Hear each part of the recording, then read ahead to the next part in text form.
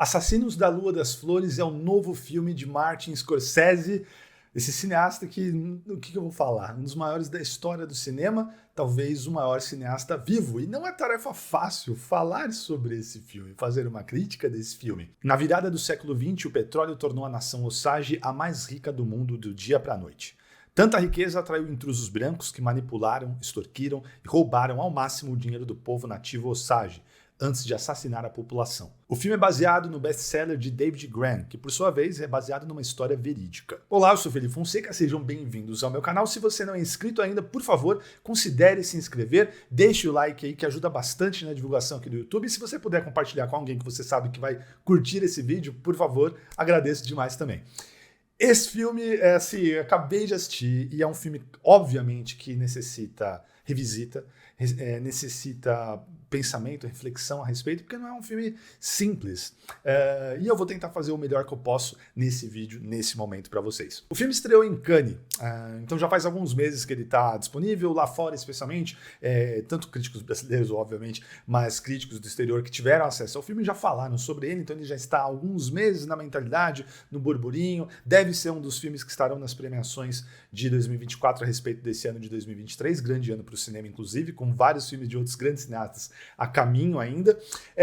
Então, assim, é um filme que vocês vão ouvir falar muito, iremos ouvir falar muito na temporada de final de 2023 e 2024. Por conta disso, eu achei que seria interessante eu não vir fazer a crítica livre de qualquer informação externa, como eu costumo fazer.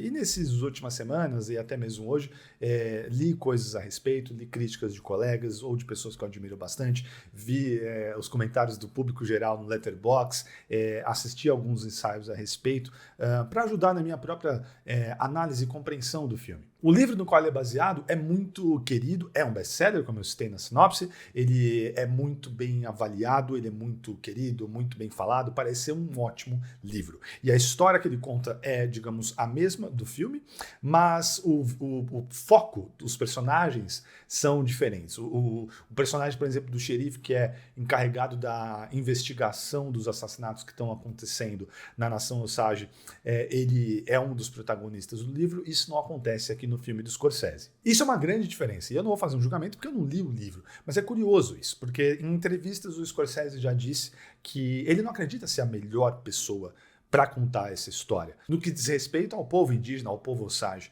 mas ele tinha a necessidade de contar essa história. E me parece que ele, que é um dos roteiristas, junto com Eric Roth, caminha por escolher algo que tem mais a ver com o que ele sente mais à vontade, digamos, de falar. Então essa história é focada no personagem do Leonardo DiCaprio, o Ernest Burkhardt, que é sobrinho do personagem do Robert De Niro, o Bill Hale, que volta, ele é um veterano da Primeira Guerra Mundial, e aí no começo do filme a gente vê ele retornando para casa, para a cidade que está localizada ali na nação Osage, no estado recém-criado de Oklahoma, lá nos Estados Unidos, e vê a cidade modificada porque a nação Osage encontrou petróleo naquela área que foi designada, um tiro, né, que saiu pela culatra do governo americano, que a gente sabe, como tantos outros governos ao redor do mundo, né, massacraram seus povos originários, e acabou que eles colocaram os Osage num lugar que era rico em petróleo, e aquilo transformou a nação Osage. Na nação, eles começam, uma das primeiras falas do filme, né, na narração, uma das nações mais ricas do mundo, né, a riqueza per capita absurda por conta dos direitos lá do petróleo e da venda do petróleo que tinha lá nas terras deles. Então, algo que no livro é mais focado na investigação dos assassinatos que vão começar a acontecer, que vão acontecer de maneira assim absurda, toda a conspiração que é criada, e no filme não tem tanto ar assim de conspiração, porque tudo é exposto pra gente que está assistindo o filme muito cedo, e parece que no livro isso é mais como se fosse um thriller, como se fosse um filme mais investigativo, e que aquilo vai sendo revelado aos poucos. A grande trama por trás, que envolve vários níveis do governo, da cidade, de figuras, todos brancos, para manipular, para ganhar a posse daquelas terras, daquele petróleo, e parte disso incluía o assassinato de dezenas de indígenas Osage. O começo do filme, ele tem algo que, assim, me parece, fica bem claro, assim, é um filme do Scorsese. Tem algumas cenas, tem algumas deixas musicais, tem uma câmera lenta belíssima num plano da descoberta do petróleo, mas aí a maior parte do filme, que tem quase 3 horas e meia de duração, e já adianto, tá, que eu não senti essas 3 horas e meia, então tudo que eu vou falar, tenham isso em mente, tá? Não é um filme que se arrasta, que você sente. Tem filmes de 1 hora e meia que se arrastam. Então, assim, não é uma questão de duração. E esse filme, eu achei que ele passa. Você não sente as 3 horas e meia. Dito isso, depois do começo, dos primeiros momentos que a gente é introduzido àquele mundo, é como se a gente entrasse num filme que é mais normal. E o que eu quero dizer com isso? Tem outros filmes de outros cineastas que lembram isso. O fotógrafo, o Rodrigo Prieto, excelente fotógrafo, e tem outros trabalhos dele que são similares, ou de outros fotógrafos, assim, se você talvez pegar um plano que não tem um ator, uma coisa assim, talvez você não saiba identificar, não é tão característico. Não tem aquelas coisas que a gente espera de um filme, tanto no trabalho de câmera, especialmente, quanto da cinematografia, digamos assim, entre aspas, do que você espera do Scorsese. Mas é curioso porque, para a carreira do Scorsese, para a filmografia do Scorsese, isso é diferente. Então, até filmes mais recentes, vamos pegar a última década aí de trabalhos dele, né? Então, ele tem coisas muito assim, nossa, é a cara do Scorsese. Então, O Lobo de Wall Street, O Silêncio, que eu amo, preciso revisitar inclusive esse filme, que tem coisas muito assim, que são características. Desde O Irlandês, que apesar de ter, eu senti no Irlandês algo assim, ele é um pouco mais normal, é um pouco mais calmo, apesar de ter coisas, de novo, mais características, você fala, não é um filme do Scorsese. Mas talvez ali, pela fase da vida do Scorsese, pelo momento, né, que ele está passando desses últimos filmes mais recentes, nesse eu senti muito mais isso, assim, de ser mais normal. O que pode ser, assim, tornar esse filme um pouco mais parecido com outros filmes de grandes cineastas, porque ainda assim é um filme absurdamente bem feito, conduzido e dirigido. Mas dentro da filmografia do Scorsese, isso acaba tornando esse filme um pouco diferente, justamente por ser mais normal, por mais louco que isso pareça. Scorsese tem grandes parcerias ao longo da sua carreira, as duas mais famosas provavelmente são com Robert De Niro e com Leonardo DiCaprio. E os dois estão aqui nesse filme. Pela primeira vez na carreira do Scorsese, ele coloca os seus dois principais atores juntos no mesmo filme. E trabalham aqui proximamente. Como eu disse, né, o DiCaprio interpreta o sobrinho do personagem do De Niro, e eles são muito próximos e vão se tornar antagonistas ao longo do filme também. De Niro, um dos grandes atores da história do cinema, faz um trabalho muito bom aqui, como sempre, né? Assim, chovendo molhado, né? Vou ficar aqui elogiando esse elenco maravilhoso, mas é um trabalho muito bom, e esse personagem dele, o Bill Hale, que é assustador e que no começo ele fala que prefere ser chamado de rei, trouxe risadas na sala que eu tava quando ele comenta isso, né? Ele tá falando pro sobrinho dele, não, pode me chamar de rei. Assim, super humilde, né? E aquilo já diz tudo sobre quem é essa figura, né? Isso é muito legal em bons filmes e bons roteiros, quando você até revisita. Talvez você nem perceba na primeira vez, mas você revisita, você vê que quase tudo que a gente precisa saber sobre aquele personagem tá na primeira cena e nas primeiras falas do personagem. Isso em bons filmes, em bons roteiros. E aqui isso acontece. Então, aquela fala do personagem do De Niro não é à toa. Ele já está dizendo tudo que a gente precisa saber sobre ele. Embora, com o passar da narrativa, tudo, a gente vai criando dúvidas, mas tá ali, já tá entregue o que aquele personagem é. E é curioso isso. O DiCaprio tá incrível. Ele é um ator sensacional. Acho que não é novidade para ninguém. As parcerias dele com o Scorsese são alguns dos seus trabalhos mais incríveis. Eu, particularmente, amo o trabalho dele no Aviador, e amo o Aviador. Talvez eu faça um vídeo sobre ele em algum dia. Se você gostaria de ver esse vídeo, por favor, deixa aqui nos comentários, porque eu acho que é um filme muito subestimado do Scorsese. Muito louco, né? Porque na época foi até muitas indicações a Oscar e tudo mais, venceu alguns, mas eu sinto que esse filme é subestimado e eu amo esse filme. O DiCaprio, eu tava aqui pensando um pouco antes de gravar o filme, fazendo um roteirinho, e me lembrou uma definição que eu acho que, sem dar spoiler, sem entrar em muitos detalhes, um Forrest Gump do mal. Um Forrest Gump mal intencionado, digamos. Sem uma bússola moral. Não é bem do mal, é sem uma boa bússola moral. Então, assim, o trabalho do DiCaprio é sensacional na interpretação. Li vários comentários, né?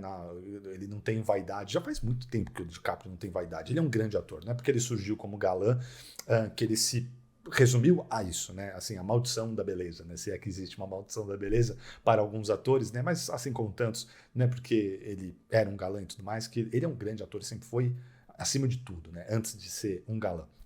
E ele se entrega de corpo e alma pro papel, e é um personagem que muitas vezes assim, deixa a gente com raiva, com desprezo, mas tem muito, por isso que eu pensei nessa comparação com o Forrest Gump, porque é meio assim, ele é ignorante, esse personagem. Então, por isso que eu pensei nisso, assim, um Forrest Gump com uma bússola moral errada. Porque ele toma decisões, ele é manipulado de certas maneiras, e tem coisas que parece que ele está fazendo de bom coração, achando que aquilo é certo, mas é muito errado. E ele falha com algumas pessoas por conta disso. Então é quase que assim uma antítese. A sua personalidade, o jeito e a cabeça como funciona me lembraram o Forrest Gump, mas digamos do outro lado, do lado negativo. E fechando a trinca de personagens principais, a gente tem a Lily Gladstone interpretando a Molly Burkhart depois, né, porque se torna a esposa do personagem do DiCaprio. Não é o primeiro filme dela, mas digamos que esse filme provavelmente é o filme que vai torná-la mais famosa. E o trabalho dela aqui é sensacional. Ela é muito boa e a presença de cena dela, o trabalho dela com o DiCaprio, né, então assim, os dois em cena se complementam de uma maneira incrível e mostra a força dos dois, porque o DiCaprio é uma presença tão grande e tão assim incrível, e ela consegue fazer frente a ele e fazer muitas vezes a gente torcer por ela e não por ele, de jeito nenhum, assim. E o que diz muito sobre o trabalho dos dois, do DiCaprio conseguir fazer esse personagem que é muito complexo, e dela ter essa força e da gente ver o que está, enfim, passando ali na vida dela e com a nação Osage dela. Isso é uma das melhores coisas do filme e ao mesmo tempo traz um dos problemas que eu tenho com o filme. Porque a personagem dela é tão cativante e tão importante, tão todo no começo, quando a gente vê ela, quando a gente começa a ver a relação dos dois florindo ali, a família dela e todo o elenco, né, de apoio do filme é muito bom. Não vou saber citar os nomes de todo mundo, mas enfim, é um grande elenco. É um filme que se passa ao longo de anos, então a gente vai ter muitos personagens, muitos atores, então tá todo mundo sensacional. Assim, o núcleo familiar da Molly, né, da Lily Gladstone, é sensacional. As irmãs dela, em especial a irmã Anna e a mãe dela, tem algumas cenas incríveis, assim, elas estão muito bem. Mas a personagem, né, da Molly, né, que a Lily Gladstone interpreta, durante boa parte da projeção, ela adoece. E vai render bastante coisa a isso, mas ela fica meio assim, por estar adoecida, ela fica ali um pouco de canto e a gente não vai ter tanto ela, a presença dela. E ela faz muita falta. E de novo, voltando ao que eu falei no começo, né, e de até declarações do Scorsese, né, e esse respeito que obviamente ele tem pela história que ele está contando e por esse povo que está sendo retratado na tela e que serve também como retrato de todos os povos indígenas dos Estados Unidos. E aí a gente pode pegar aqui no Brasil, por exemplo, coisas que aconteceram com os povos originários em diversos países colonizados. Ele tem um respeito enorme para aquilo, e eu entendo o ponto dele não querer contar uma história, então, por exemplo, tornar aquela personagem a protagonista, porque ele é um homem branco que não teria a propriedade para falar sobre aquilo, então ele transforma o personagem do DiCaprio, e aí a gente vai enxergar aquilo do lado de fora, a nação Osage. Então não dá para dizer que é uma decisão errada, de maneira nenhuma, mas faz falta, talvez, por exemplo, uma mulher indígena dirigindo esse filme com mais propriedade, talvez a personagem da Lily Gladstone fosse a protagonista. E eu fiquei com a sensação de que essa história seria mais interessante se ela fosse a protagonista. Mas, de novo, não dá para condenar essa escolha narrativa desse filme que está sendo feito pelo Scorsese, dirigido e escrito por ele e pelo Eric Roth. Outra coisa que um fato, né, que fez com que eu sentisse assim, alguns percalços, digamos no filme, não teve uma ressonância tão grande emocional. Isso é super subjetivo, isso que eu estou falando. Então não leve a cabo, é uma experiência particular. Mas eu acho legal compartilhar, porque quando a gente compartilha as coisas, a gente pode identificar, entender, ou falar, nossa, não, nada a ver isso, Felipe, eu interpretei dessa maneira. Como diz um dos meus críticos favoritos e colega de profissão, o Pablo Vilaça, se tem sustentação na tela, a interpretação é válida. E isso que eu vou falar, eu acho que tem. Tem um momento da trama em que um personagem perde um filho por questão de doença. E aí esse personagem fica super arrasado, demonstra assim, e chora, e fica em prantos e tudo mais. É possível uma interpretação de que aquilo tudo sei lá, é meio forçado, nada a ver. Mas o filme não dá a entender isso. Assim, a gente está vendo uma emoção genuína quando o personagem recebe a notícia dessa perda. Eu senti um problema de que, em momento algum, esse laço, essa ligação com esse filho perdido foi mostrado pra gente na tela. E houve oportunidades disso acontecer. Isso poderia ter sido feito. Uma cena bastaria para isso acontecer. Mas a gente não tem cena nenhuma, a não ser pelo fato de que sim, se um pai perde um filho, é uma coisa terrível. Então assim, a gente tem que carregar algo da vida. Mas eu acho que o filme poderia ter mostrado. Seria muito importante para aquela cena. Eu acho que se tivesse uma ligação estabelecida entre a personagem e aquela criança, a cena bateria mais forte. Então, e aquilo exemplificou para mim algo que acontece ao longo desse filme. Tem momentos em que talvez certas coisas devessem bater mais forte e não batem. Há uma metáfora entre os brancos e os indígenas na relação entre o Ernest, o personagem de DiCaprio, e a Molly, a personagem da Lily Gladstone. Não dá para, como eu disse agora há pouco, se tem sustentação na tela, dá para pensar que sim. A maioria dos filmes do Scorsese tem metáforas, ele está falando algo e o personagem representa tal coisa e tem um significado por trás daquilo. Então, sem dúvida, né, dá para ver, é uma relação, o marketing está tentando vender como um romance e tal, e sim, há um romance, mas, como eu disse, né, e não quero entregar coisas, o personagem do DiCaprio, que é o homem branco aqui, é da gente ficar assim, revoltado, não só pela história toda que está acontecendo, e aí tem parte também da ignorância dele, como eu falei, né, do personagem de muitas vezes parecendo enxergar o absurdo das coisas, né, e o sofrimento que está acontecendo com aquele povo. Então, acho que essas interpretações são possíveis, sim. Não vou dar spoiler, tá? Não se preocupe com as palavras que eu vou falar agora, não tem spoiler nenhum. Só queria deixar registrado. E aí você vai assistir o filme. Se você já assistiu, você vai saber do que eu tô falando. Mas se você ainda for assistir, não vai atrapalhar em nada. A conclusão do filme, né? Como o filme acaba mesmo, assim, me fez sair com uma impressão melhor. Tem outros filmes que talvez acabassem de uma outra maneira, e bons filmes até, que poderiam acabar de uma outra maneira que me deixaria... Mas não, esse filme, de repente, lá nos finalmente mesmo, ele faz algo que me deixou assim, que me emocionou de uma maneira que eu não tinha ficado emocionado durante todo o resto da projeção.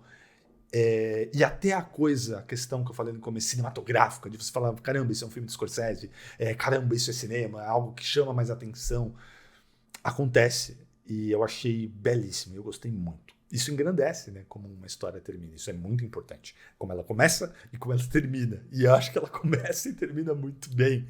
Então, os maiores problemas que eu tenho, que estão no miolo do filme, eu fico assim meio em conflito comigo mesmo. De novo, assisti faz só algumas horas o filme, mas o fato dele começar tão bem como ele começa e terminar tão bem, ter me deixado assim emocionado de uma maneira que eu, àquela altura, nem esperava, é curioso.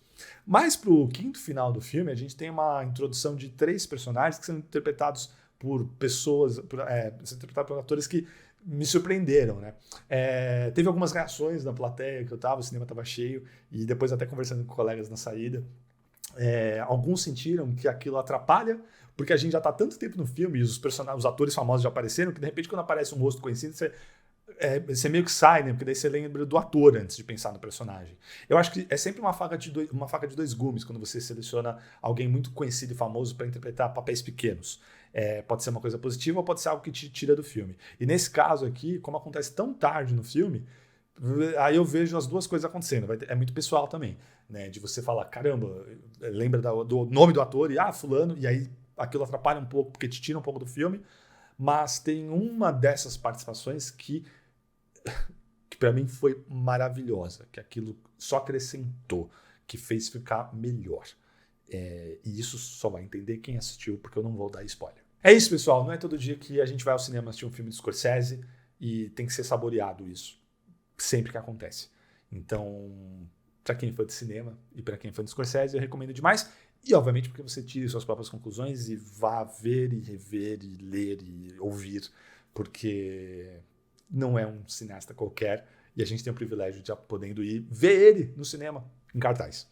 É isso, pessoal. Muito obrigado sempre pela audiência de vocês. Se você curtiu, deixe um joinha aí. Se chegou até aqui e não é inscrito, por favor, inscreva-se aqui no canal. Se você chegou até aqui, você curtiu o suficiente para poder se inscrever no canal. E, de novo, muito obrigado sempre pela audiência. A gente se vê no próximo vídeo. Um grande abraço e até mais.